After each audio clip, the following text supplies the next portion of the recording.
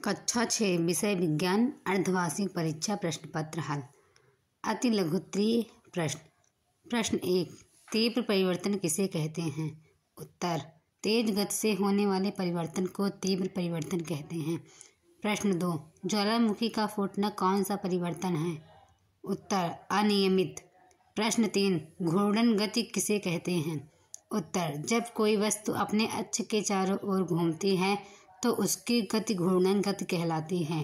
प्रश्न 4, यातायात के साधनों में किसकी गति अधिकतम होती है? उत्तर, वायुयान की। प्रश्न 5, बच्चा झूला झूल रहा है, बच्चा किस प्रकार की गति कर रहा है? उत्तर, दोलन गति। प्रश्न 6, नागफनी किन स्थानों में उगती है? उत्तर, नागफनी शुष्क स्थानों में उगती है। प्रश्न 7, दीमक के घर को क्या कहते हैं? उत्तर, दीमक के घर को बॉबी कहते हैं। प्रश्न 8, सर्वाहारी जंतुओं के 3 नाम लिखिए। उत्तर, सर्वाहारी जंतु कुत्ता, भालू तथा मनुष्य। प्रश्न 9, श्वसन क्रिया से बाहर निकलने वाली गैस कौन सी होती है? उत्तर, श्वसन क्रिया से बाहर निकलने वाली गैस कार्बन डाइऑक्साइड होती है। प्रश्न 10, कछुए का जीवन काल कितने वर्ष का होता है?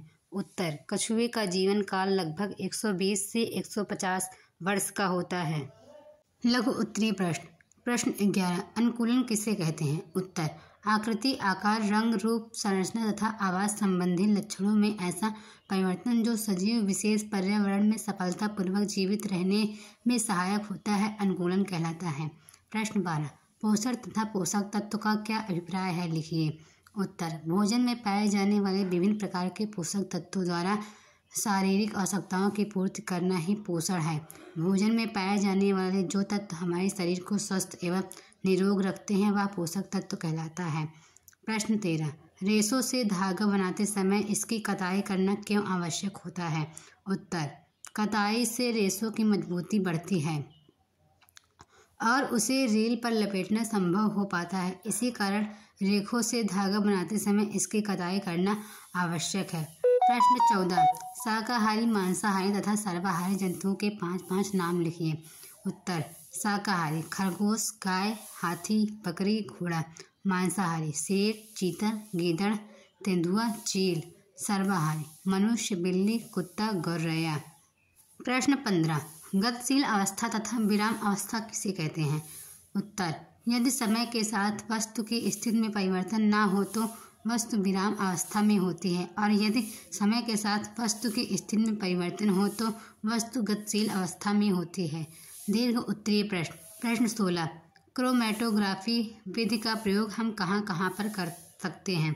उत्तर, प्रायः अपने आसपास विभिन्न रंगों की वस्तुएं दिखाई देती है। हमें प्रतीत होता है कि जो रंग दिखाई दे रहा है वही उसका मूल रंग है। क्या आप जानते हैं कि स्याही का दिखाई देना वाला नीला रंग किन रंगों से मिलकर बना है? हम कैसे पता लगाएंगे कि नीला रंग कई रंगों से मिलकर बना है? हम क्रोमैटोग्राफी विधि द्वारा इसकी जानकारी प्राप्त कर सकते हैं। प्रश्न, किसी प्रयोग द्वारा सिद्ध कीजिए कि प्रकाश किरणें सरल रेखा में गति करती हैं। उत्तर, समान आकार के 3 आयताकार दफ्ती का टुकड़ा तथा एक मोमबत्ती लीजिए। दफ्ती के टुकड़ों को एक दूसरे के ऊपर रखकर उनके बीच छेद करें। मोमबत्ती को जलाकर मेज पर रखिए। दफ्ती के तीनों टुकड़ों को चित्र संख्या 14.2 की भांति गीली मिट्टी की सहायता से सीधा खड़ा करके इस प्रकार रखिए कि तीनों टुकड़ों से बने छिद्र एक सरल रेखा में हो।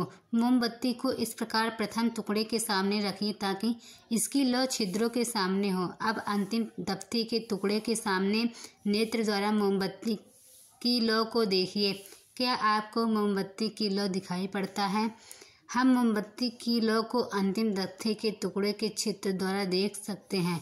अब बीच वाले टुकड़े को थोड़ा इधर उधर खिसकाइए। क्या देखते हैं? अब मोमबत्ती की लौ दिखाई नहीं देती। इसका क्या कारण है? बीच की दफ्ती के टुकड़ों को थोड़ा इधर उधर खिसकाने पर सभी छिद्र एक सरल रेखा में नहीं रहते हैं, जिससे मोमबत्ती के लौ का बीज प्रकाश वाले दफ्ती के टुकड़े से नहीं निकल पाता। इसी कारण मोमबत्ती की लौ नहीं दिखाई पड़ती। अतः इस प्रकार क्रियाकलाप से यह सिद्ध होता है कि प्रकाश का गमन सरल रेखा में होता है। प्रश्न 18, पारदर्शी, पारभासी तथा अपारदर्शी वस्तुओं की परिभाषा लिखिए। अपने आसपास दिखाई पड़ने वाले वस्तुओं में से पारदर्शी पारभासी एवं अपारदर्शी वस्तुओं के नाम लिखिए। उत्तर, पारदर्शी ऐसी वस्तुएं जिनसे होकर प्रकाश आर पार निकल जाता है उन्हें पारदर्शी वस्तुएं कहते हैं, जैसे स्वच्छ कांच, स्वच्छ जल, ग्लिसरीन आदि। पारभासी ऐसी वस्तुएं जिनसे होकर प्रकाश केवल आंशिक भाग बाहर निकलता है उसे पारभासी वस्तुएं कहते हैं, जैसे घिसा हुआ कांच, ड्रेसिंग पेपर, तेल लगा हुआ कागज आदि। अपारदर्शी ऐसी वस्तुएं जिनसे होकर प्रकाश बिल्कुल नहीं निकल पाता उन्हें अपारदर्शी वस्तुएं कहते हैं, जैसे दफ्ती का टुकड़ा, लकड़ी का टुकड़ा आदि।